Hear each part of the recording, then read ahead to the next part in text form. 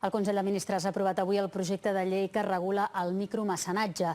A partir d'ara es limitarà l'aportació que poden fer els petits inversors. Segons el govern espanyol, la idea és protegir-los a l'hora d'assumir riscos, però algunes organitzacions acusen l'executiu justament de voler protegir la banca.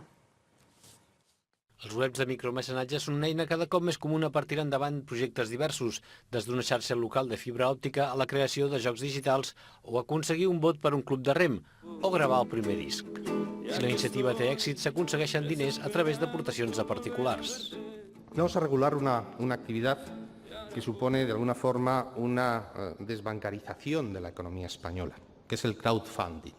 Es una de las fórmulas que más éxito está teniendo en estos momentos en los mercados europeos y en los mercados de Estados Unidos, y España va a ser de los primeros países que lo regulen.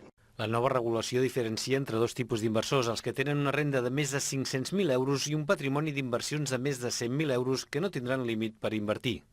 I els que disposen de menys diners, que només podran invertir 3.000 euros per projecte i un màxim de 10.000 euros anual.